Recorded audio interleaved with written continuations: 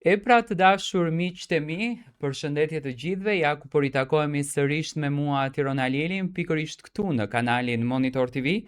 për të komentuar dhe për të ndarë së bashku ngjarjet më të fundit që po ndodhin në brenda shtëpisë së Big Brother edhe jashtë saj, por përveç kësaj ne do të komentojmë edhe ngjarjet që në fakt po ndodhin në jetën e artistëve shqiptar.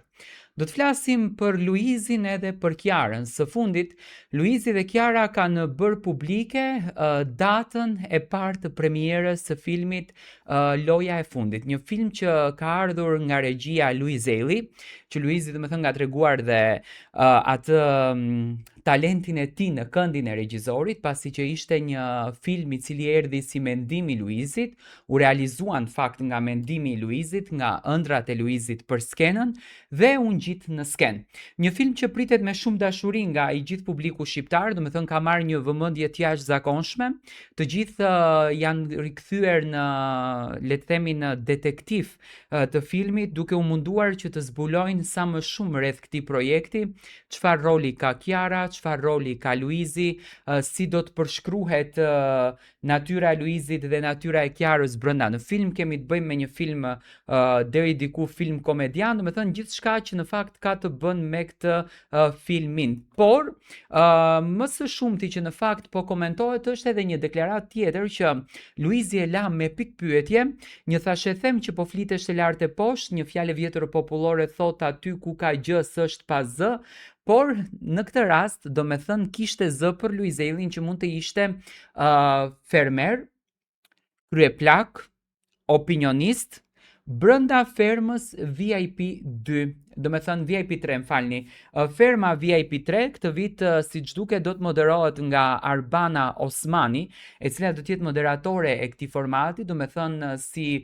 projekt ka marrë një seriozitet pak më të madh, ka marrë një vëmendje pak më të madhe, dhe kështu që jam i bindur në regjinë e Eduard Grishaj, duke e ditur se çfarë suksesi ka korrur Eduardi në këtë drejtim, jam i bindur që do të korrën sukses dhe do të jetë i jashtëzakonshëm edhe në fermën VIP. Do me thënë, po rikthehet një spektakël që do të sjellë fenomene, duke u bazuar që Eduardi ishte arsyeja që fenomeni Luiz është pjesë sot e skenës shqiptare kaq shumë, jam i bindur që do të ketë edhe fenomene të tjera në këtë spektakël. Luizi e tha që unë do të flas, do me thënë e la të nënkuptuar që edhe mund të jetë pjesë e këtij formatit. Në fakt unë do kisha dashur që Luizi të ishte pjesë e fermës, sepse edhe publiku e do me shumë dashuri, do me thënë e pret me shumë kënaqësi këtë momentin. Do të ishte shumë interesante të shohim Luizin si kryeplak, sepse do të bënte strategji të mrekullueshme për t'i vënë në sfida të ndryshme banorët, pasi duke e ditur që kryeplaku ka një rol të rëndësishëm për ndarjen e sfidave, për ndarjen e banorëve në lojra të ndryshme, për buxhetin dhe gjithçka që në fakt përfshihet brenda këtij formati, por gjithsesi Luizi e la që të nënkuptoj që edhe mund të jetë. Nga buzëqeshja e Kiarës arrita të kuptoj që ky mund të jetë vetëm një thashëthem dhe një mundësi që Luizi u jep portaleve që të shkruajnë sa më shumë për të, sepse duke u bazuar në storin që Luizi kishte hedhur që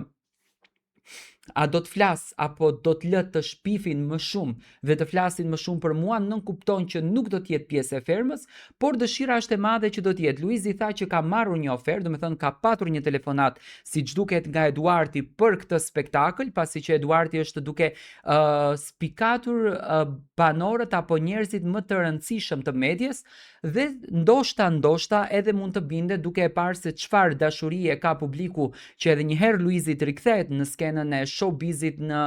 spektakle të ngjajshme si Big Brother, ndoshta për hatër të audiencës, për hatër të fansave mund ta bën këtë lëvizjen. Do të thënë presim me padurim të gjithë që Luizi të na jep një pot të bukur duke qenë pjesë e një formati siç është Ferma VIP.